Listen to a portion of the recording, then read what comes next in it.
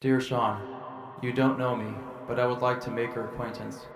I am one of the thousands of gay soldiers, sailors, Marines, and airmen serving in the United States Armed Forces. Unfortunately, I can't give you my full name, but you can call me JC. I am sending you this letter to ask you to tell my story. I cannot risk doing so myself, but I would like to tell my story to further awareness of the damage that the Don't Ask, Don't Tell policy is causing. Would you be willing to read this letter and tell my story in one of your videos? My story is a little bit confusing and convoluted, but similar stories are all too common in the U.S. military.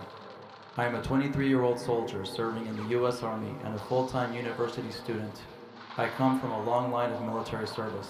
I have been in the military for a total of over 4 years, roughly half of which was spent as a cadet at the United States Air Force Academy, where I was hazed and harassed to the point where I needed surgery to repair my shoulder, an injury that is still affecting my military career today, as I have had to have 2 more surgeries to fully correct the injury and re-injury of the shoulder.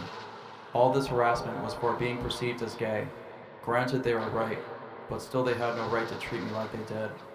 Over New Year's 2007, while on leave visiting Vancouver, British Columbia, I was drugged and raped. A few months later, when I started to remember the horrible events of that night, I fell into a deep depression and had a total nervous breakdown.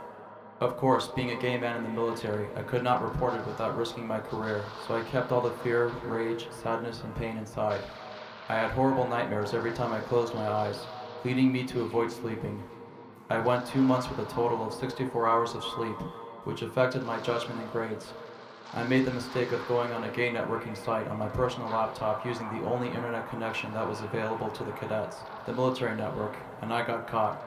My grades plummeted from a 2.9 to a 1.56 GPA in a month and a half, resulting in being sent to an academic review board. Fortunately, my commander realized how dedicated I am to the military, and instead of initiating a Don't Ask, Don't Tell investigation, she decided to recommend an academic discharge to allow me to save face. Throughout this whole ordeal, I was still being hazed and harassed constantly, making a bad situation worse. On a daily basis, I was called a faggot and a queer, amongst other things, while I was simply walking through the hallways to and from class, the chow hall, the store, the gym, and even church services. I was humiliated and stripped of my dignity, and to add insult to injury, I lost a chance at a good career as an officer in the U.S. Air Force. The only good thing about this whole situation was that I was given another chance to serve the country that I love, but it was a blessing in disguise. In October 2007, I came out to my family. In March 2008, I met the man I call my partner. 2 months later, I enlisted in the U.S. Army and have been in for over 2 years.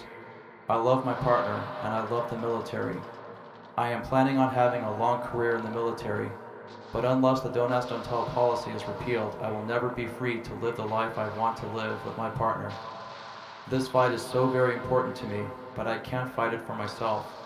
While I respect Lieutenant Choi and others like him, I fought too hard to get where I am now. Please continue to fight for me and others like me. My hope is that my story can help others realize that they are not alone out there.